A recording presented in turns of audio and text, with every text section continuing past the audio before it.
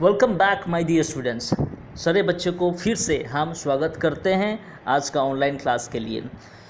Today we are going to discuss from the text book exercises and but today we will very clearly will deal with the grammar portion. आज हम grammar portion का कुछ करेंगे, आप लोग को हम उसका डेफिनेशन और कुछ रूल आपको बताएंगे आज, और एक्सरसाइजेस अगर होगा तो करेंगे, नहीं तो नेक्स्ट वीडियो पर उसको हम करेंगे। तो let's start my dear students.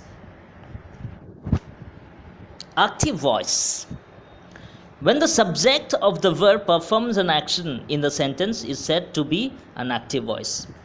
Okay तो एक्टिव वॉइस क्या है? जब सब्जेक्ट कुछ एक्शन करता है यानी कुछ काम करता है, देन वाक्य में कुछ काम करता है, then that is said to be active voice. Okay, for example the cat caught a mouse. ये कौन सा टेंस में है?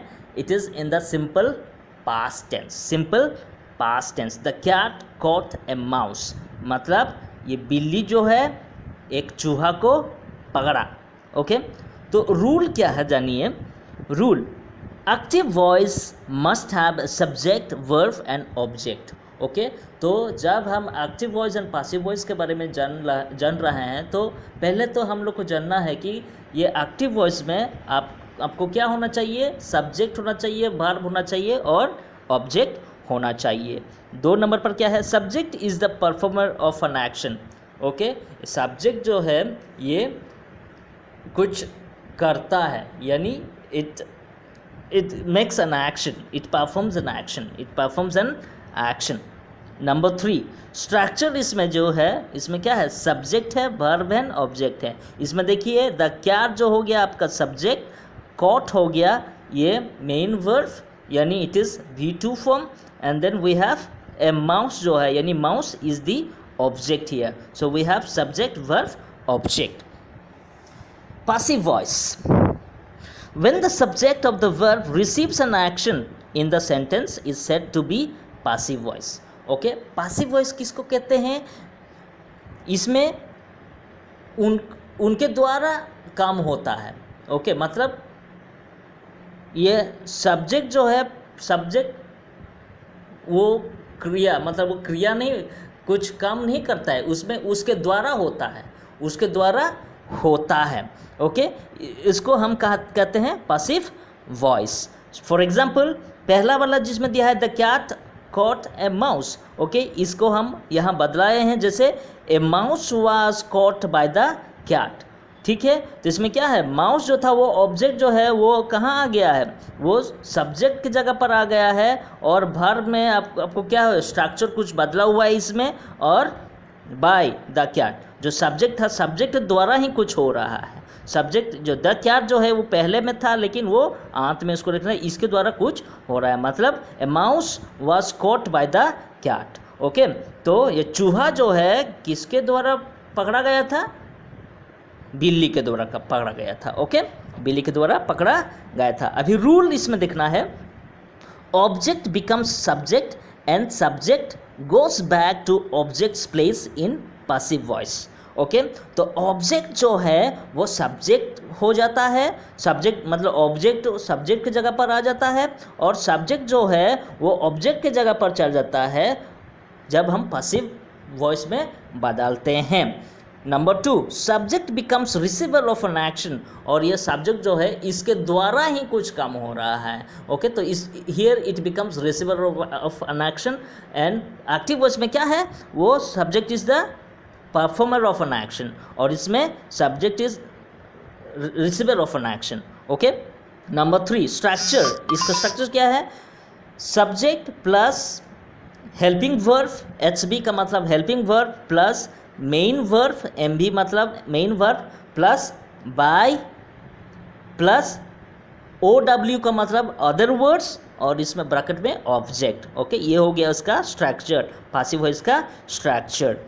चलिए अभी rule to change into passive voice. Rule to change into passive voice, तो टेंस के हिसाब से हम लोग को जानना जरूरी है। प्रेजेंट टेंस सिंपल प्रेजेंट में जब हम इसमें बदलाएंगे, जैसे चेंज इनटू पासिव, इसमें देखेंगे क्या है, एम इज, ये सब हेल्पिंग वर्ब हो गया, am is are plus main verb plus by, और इसमें अदर वर्ड और ऑब्जेक्ट। ओके, ऑब्जेक्ट तो नहीं डाले हैं लेकिन अदर वर्ड, ओके, जो भी बाकी इसमें आएगा। प्रेजेंट प्रोग्रेसिव में क्या होगा, am is are plus being plus V3 plus by और अदर वर्ड। ठीक है। प्रेजेंट परफेक्ट में क्या होगा, has, have plus been plus V3 plus by. ठीक है, इसमें has, have plus been plus V3 plus by और अदर वर्ड। ठीक है। अभी पास्ट टेंस को देखें, सिंपल पास्ट में क्या है, वाज, वेयर। अगर सिंपल पास्ट में है सेंटेंस तो आपको बदलना पड़ेगा, वाज, वेयर, वाज और were plus main verb plus by plus other word. Past progressive का भी वैसे, अगर पास्ट प्रोग्रेसिव में है तो क्या होगा, वाज और were plus being plus V3 plus by plus other word.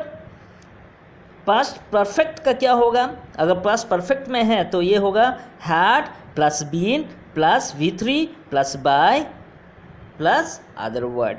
Okay, तो आप लोग को कुछ चीज़ें छूट रहा होगा, ये तो ध्यान में रखे होंगे। Okay, present perfect progressive and past perfect progressive. आपको NB यानी नोता बेने, लाटिन में नोता बेने मतलब point to be noted, point to be noted. Okay, वो जो है आपको अंत में बताएंगे उसका बारे में। अभी आपको यही वाला जो रूल्स है आपको दे रहा है, थोड़ा इसमें देखिएगा। ओके, अभी फ्यूचर टेंस में क्या है, सिंपल फ्यूचर। सिंपल फ्यूचर में क्या है, अगर सिंपल फ्यूचर में है तो इस कैसे बदलेगा, ये शाल और will plus be plus V3 plus by plus other word. उसके बाद इसमें फ्यूचर प्रोग्रेसिव नहीं है, वो बताएंगे बाद में। फ्यूचर परफेक्ट जो है, फ्यूचर परफेक्ट में क्या है, शाल और will plus have plus been plus V3 plus by plus other word.